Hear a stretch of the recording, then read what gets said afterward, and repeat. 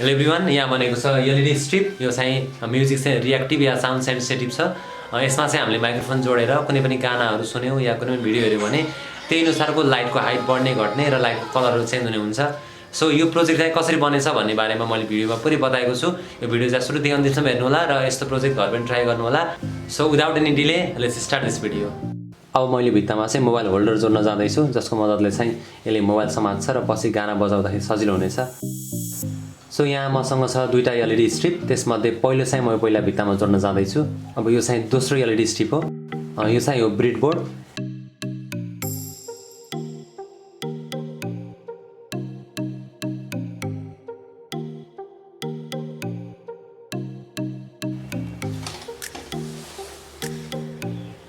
Now let's connect the microphone nearer to the speaker of the mobile. Now also let's connect the Arduino board here.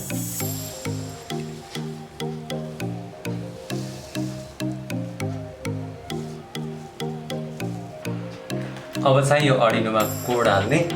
त्यसको लागि चाहिँ मैले यो cable Arduino-को पोर्टमा हाल्दैछु। यो प्रोजेक्टको कोड चाहिँ मैले डिस्क्रिप्सन बक्समा राखिदिनेछु।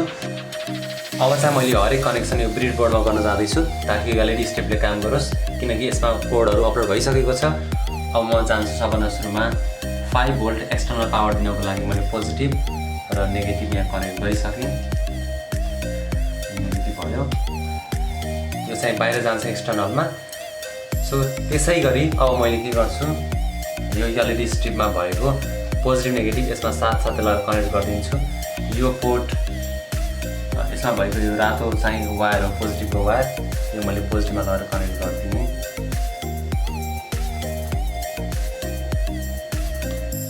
त्यस्तै गरी त्यहीँबाट आएको यो जुन कालो कलरको तार छ, यो चाहिँ म नेगेटिभमा गएर कनेक्ट गरिदिएँ। र अब रह्यो यसको कोडिङ पिन, यसलाई डिजिटल पिन भन्ने गरिन्छ। यो डिजिटल पिन चाहिँ सुरुमा मैले Arduino-देखि लिएर आउँछु। यो 6 नम्बरको पिनमा हाम्रो एलईडी स्ट्रिप काम गर्ने कारणले गर्दाखेरि 6 नम्बरको पिनमा मैले गएर कनेक्ट गरेँ। यो हुन्छ अब यसको डिजिटल पिन। यो डिजिटल पिनमा जान्छ अब यो एलईडी स्ट्रिपको वायर। अब म जान्छु यो कनेक्सनमा, यताको एलईडी स्ट्रिपमा। यसको मैले 5 भोल्ट चाहिँ यो 5 भोल्टको पिन हो, यो गएर मैले 5 भोल्टमा कनेक्ट गरेँ जुन ब्रिडबोर्डमा आएको छ। यसमा व्हाइट वायर छ नेगेटिभ पिन, यो नेगेटिभमा लिएर जान्छु मैले। यसमा आएको ब्ल्याक वायर छ डिजिटल पिन, यो डिजिटल पिन मैले कनेक्ट गरेँ। दुईटै एलईडी स्ट्रिपको कनेक्सन सकियो। अब म जान्छु माइक्रोफोनको कनेक्सनको लागि। र यहाँबाट आएको चाहिँ एउटा ग्राउन्ड वायर चाहिँ मैले लानुपर्ने हुन्छ Arduino-मा। त्यसैले गर्दा एउटा ग्राउन्ड पिन नेगेटिभ पिन चाहिँ मैले यहाँ गएर कनेक्ट गर्छु र लगेर Arduino-मा गएर कनेक्ट गरिदिन्छु। यो जान्छ अब Arduino-को ग्राउन्ड पिनमा। 8, 9, 10, 11, 12, 13 दिस इज ग्राउन्ड पिन। अब चाहिँ र माइक्रोफोनको कनेक्सन। यो माइक्रोफोनको चाहिँ यो ब्ल्याक वायर हो, पिन डिजिटल पिनको वायर अथवा एनालग पिन। यो एनालग पिन जान्छ A4 नम्बरमा। त्यसै गरेर त्यहाँबाट आएको जुन यो ग्राउन्ड वायर छ, यो चाहिँ रेड कलरको छ। सो यो जान्छ ग्राउन्डमा, रेड कलरको वायर। र अर्को छ +5 भोल्टको वायर, यो जान्छ 5 भोल्टमा। अब चाहिँ यिनीहरूको कनेक्सन सकिसकेको छ। अब मैले यहाँ चाहिँ ब्याट्री, एक्सटर्नल ब्याट्री दिन जाँदैछु ताकि यो सबै प्रोजेक्टले काम गरोस्। त्यसको लागि मसँग छ 5 भोल्ट। यो चाहिँ यो 5 भोल्ट पावर सप्लाई, यो चाहिँ म यहाँ दिन जाँदैछु।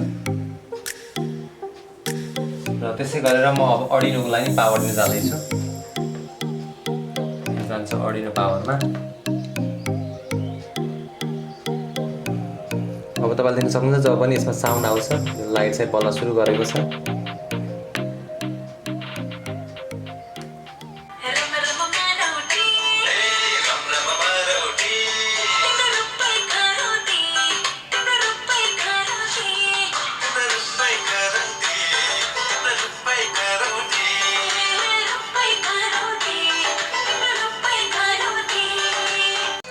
तपाईँलाई भिडियो कस्तो लाग्यो तपाईँको प्रतिक्रिया चाहिँ कमेन्ट बक्समा गरेर लेख्न नभुल्नु होला र फेरि यस्तै भिडियो लिएर आउने नै छु। त्यतिबेलासम्मको लागि हस् धन्यवाद नमस्कार।